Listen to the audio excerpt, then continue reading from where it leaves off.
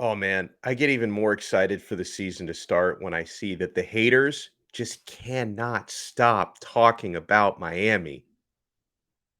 You are Locked On Canes, your daily podcast on the Miami Hurricanes, part of the Locked On Podcast Network, your team every day.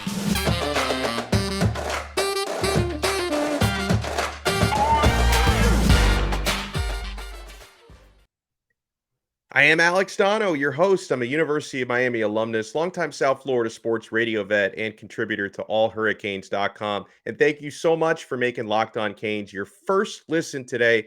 We're available free wherever you get your podcasts and available free on YouTube. I'd like to thank LinkedIn Jobs for being the official college football recruiting sponsor across the Locked On College Network. LinkedIn Jobs helps you find the candidates you want to talk to faster. So post your job for free at linkedin.com/lockedoncollege. Terms and conditions apply.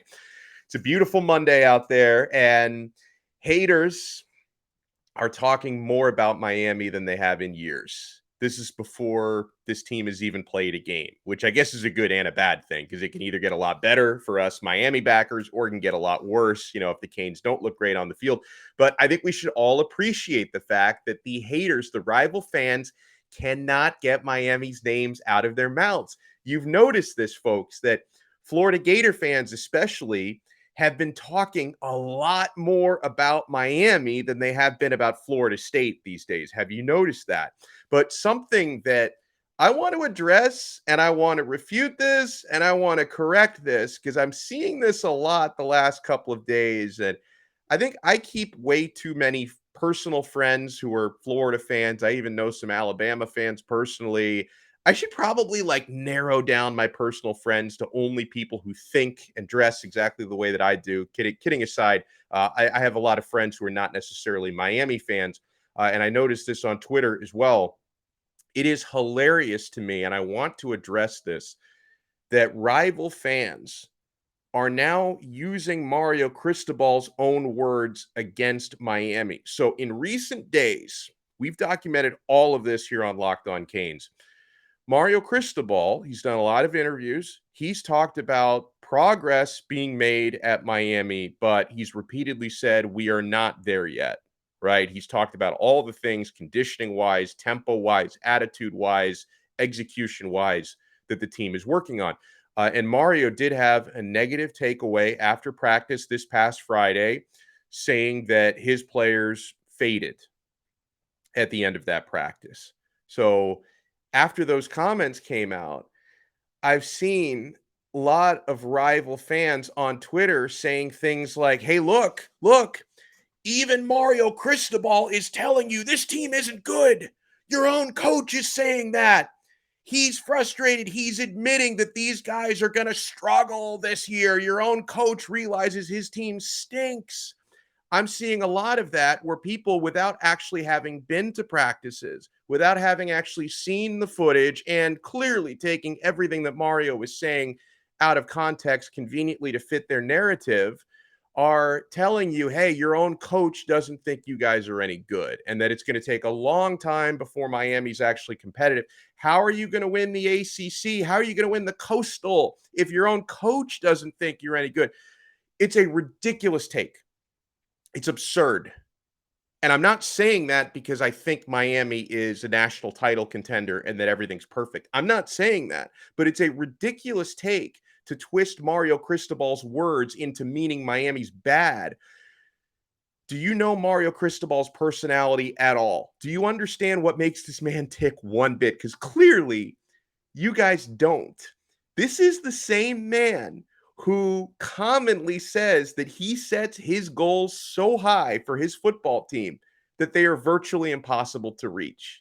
He has said that at least twice. He said it this past Friday. He said it at Hurricanes Media Day that he sets his goals so high they are virtually impossible to get to. So, do you expect for Mario Cristobal to come out after these practices and after that scrimmage and say something like, yeah, you know what? I think everything is so great right now. This team is perfect. Like, this team doesn't need any work. We're there. I'm here, and now these guys are like 3 or 4 years into my process after 3 or 4 months. Do you really expect him to say something like that? It's never going to happen, okay? Mario Cristobal is trying to create an environment of constant hunger and constant motivation from his players. And you can only do that if you always have these guys convinced that they are not near the standard.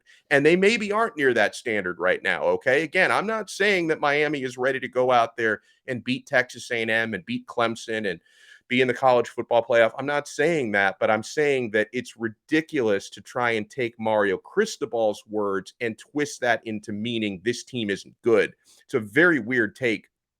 The better these players get, by the way, and the better that they execute, Mario's goals are only going to continue to get even higher. So they will never be where he truly wants them to be, because as they get better, so does the standard. Okay.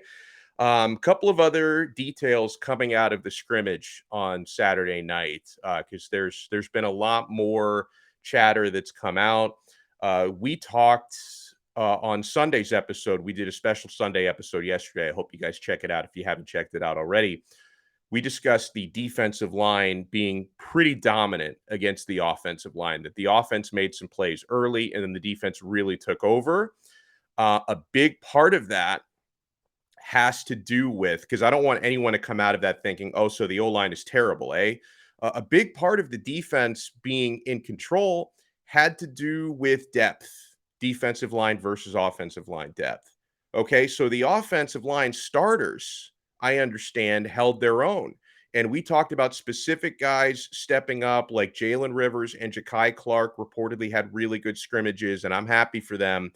But the reason why the defense was overall better, specifically front four or front three versus Miami's offensive front, had a lot to do with rotation and depth, because the offensive line really right now only has 6 or 7 guys that can play, where we know the defensive line is absolutely stacked. Okay. And let's not forget, for offensive line depth, and we know that the O-line depth is not where Mario wants it to be, because Mario would really like to have 2 full units who can rotate. Right? They don't have that yet. Like, we're hoping by the time the season starts, Miami has 8 guys who can rotate, and they're down at least 1 man right now, because guy who could arguably be the best offensive lineman on the team, projected starting left tackle Zion Nelson, is not currently active because he had arthroscopic surgery and he's still recovering from that.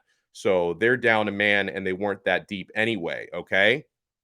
Some good details out of the scrimmage shared by D Money at CanesInsight.com, who does a really good job.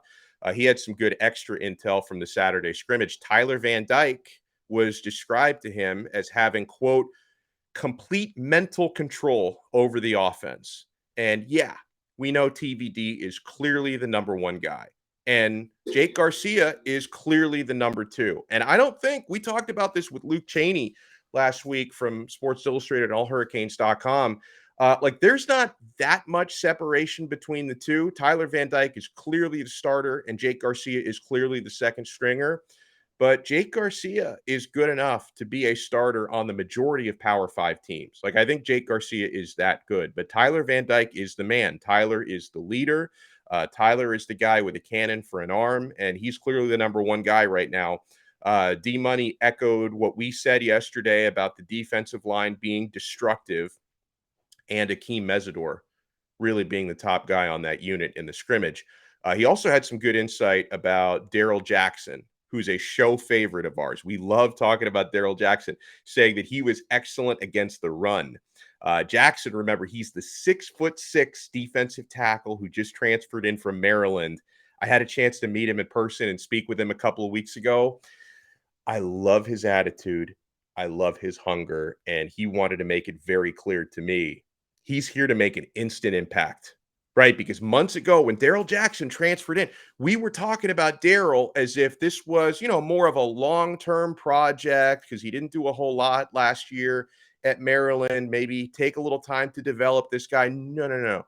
He wants to make it clear he's ready to come in and make an instant impact. And it sounds like he's doing some of that at practice. I think Darrell Jackson, who's got that ridiculous size at 6'6", over 300 pounds, he's got the reach of a 7-footer. I think this guy is going to make things happen at defensive tackle at Miami. So watch out for him. I think he's going to be great. And going back to the quarterbacks, apparently, this is nice to hear it. Apparently, Ja'Carri Brown, the true freshman, probably going to be the 3rd string quarterback.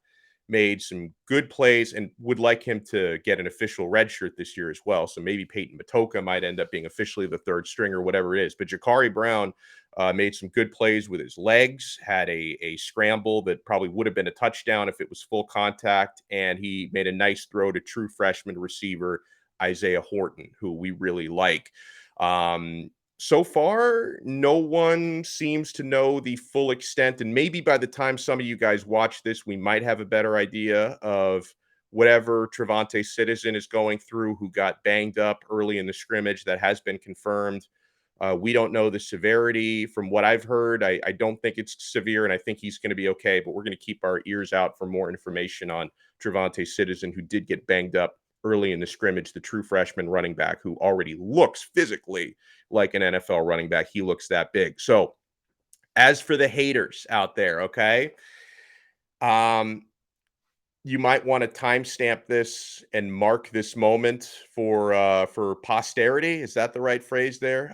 I'm not very good with the English language. You know, it is my first language, surprisingly enough. But you might want to mark the tape here, or maybe I'll edit this out of the podcast later so nobody hears this. But I give credit to the Florida Gators. I give them credit right now because they just had a gigantic recruiting weekend. They picked up 4 new quality commits. So they're still our little brothers. They're still behind Miami. But now, per the 24/7 composite rankings, the Gators are now just 1 spot behind Miami for the overall class of 2023. So G5 Billy, he's not in the locker. He has unstuffed himself from the locker that Mario Cristobal put him in. So the Hurricanes are still ranked 9th, according to 24/7. The Gators are now ranked 10th. They do have the bigger class, though. If you go by the per player average ranking, which really shows the quality of the players despite class size, so it's quality over quantity, Miami has the 7th rated class per player average, and Florida is still 10th. So not a huge difference, but a little bit of a difference. And I want to talk about on the other side, because Hurricanes fans, we love instant gratification. We want it. We're like Veruca Salt from Willy Wonka and the Chocolate Factory. I want it now. I want the goose. I want the whole goose. Like we don't like to wait. Instant gratification. Who are the next commits going to be? Because another Miami commit is tweeting about this next wave. So what's going on in recruiting? We're also going to do some Q&A on this episode. And what we like to do now, folks, with Q&A, we like to mix some questions from haters, because the haters make their voice known to us on Twitter and on the YouTube comments. So we give equal time. We give time to the haters and we give time to the Hurricanes lovers. And we were asked some questions about my over enthusiasm for the defensive line. And we did get some positives on the quarterback position at Miami. I mean, how can you not be positive about TVD and about Mario Cristobal as a head coach? So we are going to get to that and more right after we talk about the great people at LinkedIn Jobs. As you gear up for fall, you need the right people on your team to help your small business fire on all cylinders. That's why LinkedIn Jobs is here to make it easier to find the people you want to talk to faster and for free. Create a free job post in just minutes on LinkedIn to reach your network and beyond to the world's largest professional network of over 810 million people. Then you add your job and the purple hiring hashtag frame to your LinkedIn profile to spread the word that you're hiring, so your network can help you find the right people to hire. Small businesses rate LinkedIn Jobs #1 in delivering quality hires versus the leading competitors. LinkedIn Jobs helps you find the candidates you want to talk to faster. Did you know that every week, nearly 40 million job seekers visit LinkedIn? So post your job for free at linkedin.com/LockedOnCollege. That's linkedin.com/LockedOnCollege to post your job for free. Terms and conditions apply. Thank you so much for making Locked On Canes your first listen today. We're available free wherever you get your podcast, part of the Locked On Podcast Network, your team every day. So I think that we are all, because, you know, we cover recruiting heavily on this show, and a lot of people who listen to us and watch us are big time into recruiting. I think we're all getting a tad impatient, waiting for the next verbal commit.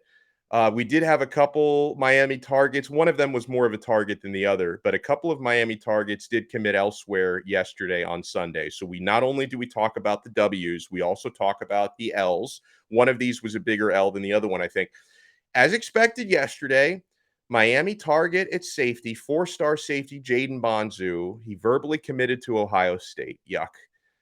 Miami was considered in the lead for him as recently as a couple of weeks ago, but I think so much fluidity because I probably, to be real here, guys, I think for a long time, Ohio State was probably Bonsu's first choice, and then it looked like they were preferring others at safety over him. Miami then became the leader and the choice. And then with Ohio State missing out on Janelle Aguero and with Dijon decommitting there, I think that they went fully back in for for Jaden Bonsu. Why did I forget his name for a second? Not enough sleep, not enough coffee, guys. That's what I'm dealing with right now. So it just and I think that illustrates to you that the power of Ohio State with the amount of winning that they've done recently is even if they at times can make a recruit feel like you're not our top choice, um, it's pretty quick to heal that wound. If all of a sudden they come back to you and say, "Hey, forgive us, we love you again. Don't even worry about what happened before," that they're going to go right back in. And we want Miami to get to that point, right? We want Miami to get to the point where even if at certain times you may make commits feel like they're not the priority, if then they become the priority, and Miami's been competing for national titles for years, I hope we get back to that these players are going to forget about that stuff pretty quick, the way that Jaden Bonsu did with Ohio State. So he commits to Ohio State. I had an Ohio State fan asking me my thoughts on Bonsu. I like him a lot. He's a big hitter. He is. I mean, that guy, it's human hit stick. So I would have loved to have had him at the U. And, with Bonzu committing elsewhere, Miami is going to be trying to flip some guys who are commits to other schools. You've got a pair of local safeties who are very good, committed to Penn State, like King Mack and Conrad Hussey. I think Miami is still recruiting them heavily. Would love to potentially flip them. Damon Fagan from American Heritage. The other two are from St. Thomas Aquinas. Damon Hagan from American Heritage. Miami is still recruiting him. He's committed to NC State. I think Miami would try to flip him as well. So you got a lot of really good local safeties, South Florida kids. The problem is a lot of these good ones are committed elsewhere. We'll see if Miami can complete some of these flips. Okay. The other Miami target, he did have Miami among his 8 finalists who chose to play elsewhere. Linebacker Stanquan Clark from Killian. I think he's transferring to Central, but he's played at Killian. He committed to Louisville.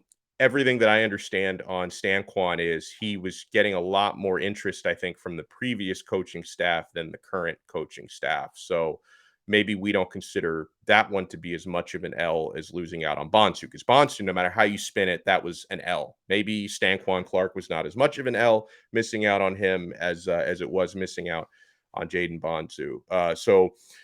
This got everybody's attention, including mine, because some of your best recruiters are the recruits themselves. And a guy who has been a Hurricanes evangelist is class of 2023 interior offensive lineman who is committed to the U, Antonio Tripp Jr., verbal commit, going to be a guard at Miami.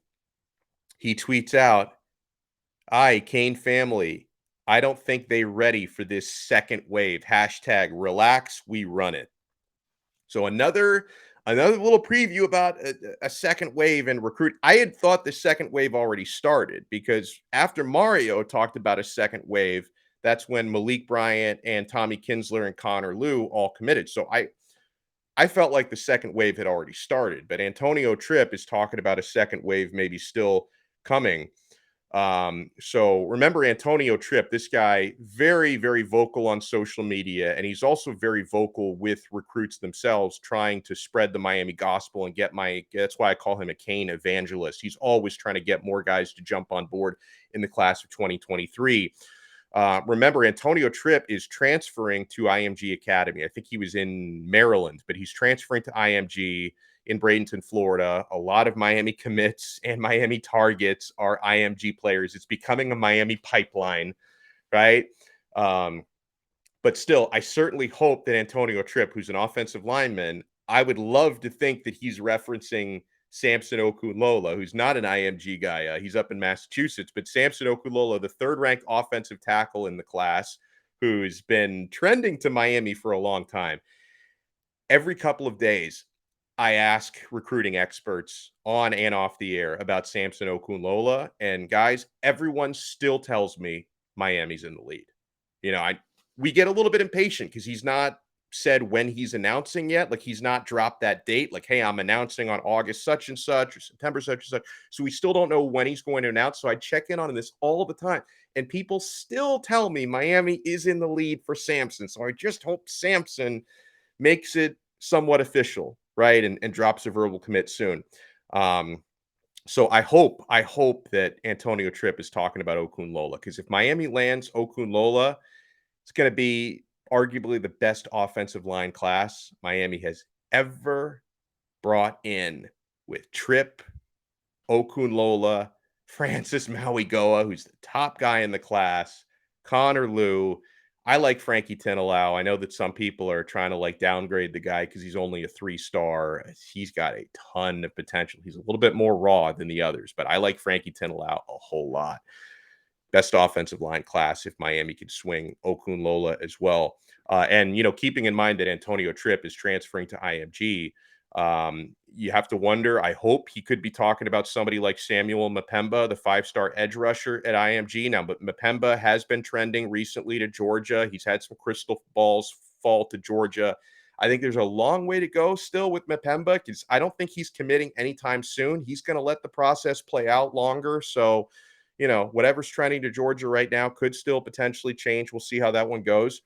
And hey, listen, there have been some rumors, a lot of smoke over the last week about Jerion Dickey, the 5-star wide receiver out of Northern California. He is an Oregon commit right now, but we know this is someone Mario Cristobal was recruiting when he was at Oregon, is still recruiting him now that he's at Miami.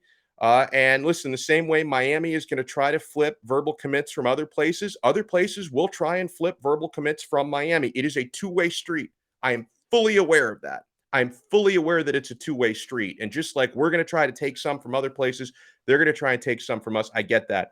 But Jerion Dickey, we know he's transferring high schools. We don't know where he's transferring. There have been rumors about him potentially to IMG Academy. So if that's the case, that would really trend heavily towards Miami. So we're going to keep our noses out for updates on that. Dickey, the 5-star wide receiver. So these are some of the smoke signals we're getting in recruiting. But I know that with Florida doing good things right now on the recruiting trail, we want Miami to take the spotlight away from those reptiles again, because we don't want them stealing our thunder, right? All right, we're going to do some Q&A when we come back. Got a good question about the order of succession at the quarterback position and some comments from haters. Keep it locked right here to Locked On Canes. And, guys, I hope you've tried the new Built Bar Puffs. If not, you're depriving yourselves. Guess what? There's a new flavor. Delicious, indulgent cookie dough covered in chocolate. That's right. Built has done it again. Your new favorite and mine is cookie dough chunk puffs. They have a light and chewy texture, real cookie dough chunks, which are awesome. And of course, they're covered in 100% real chocolate. All of the joys of eating cookie dough without the hassle of actually making it. Plus, they're healthy for you. Cookie dough chunk puffs are only 160 calories, and they have a whopping 15 grams of protein in them. So run to Built.com to snag a box for you and your family. Like all Built bars, the new cookie dough chunk puffs are covered in 100% real chocolate. That means they're healthy and they're tasty. Covered in chocolate, cookie dough with a light, fluffy texture. They're so good. What's great about Built bars and all of their bars here, the puffs, the regular bars, they're made with collagen protein, which your body absorbs more efficiently, and it provides a ton of health benefits. So eat something that tastes good and is good for you. You're going to love the new cookie dough chunk puff, whether you need a snack for your workout, a late night treat, or you just need to grab a quick bite. Built is the perfect protein bar, and they taste better than a candy bar. So ditch the calories, the fat, the sugar, and grab yourself a Built bar. Go to Built.com, use promo code LOCKED15, and get 15% off your order. Oh, sorry. I apologize. The promo code has changed. I knew this was going to trip me up. It's now Locked On 15. So keep that in mind. If you've been using Locked 15 before to order Built bars, the promo code is now Locked On 15. So use our promo code Locked On 15 for 15% off at Built.com. Thank you so much for making Locked On Canes your first listen today. Available free wherever you get your pods and available free on YouTube. Get a good question from Jamie. And by the way, you can tweet us, guys, at Locked On Canes. Follow us and we will follow you back. Tweet us your questions and comments to Locked On Canes. Jamie asks, barring injury, and I will add in barring injury and barring transfer portal, what's the likely order of succession at the quarterback position? I have very clear opinions on this. I think Tyler Van Dyke, of course, plays this season. Then I think he leaves after this year for the NFL draft.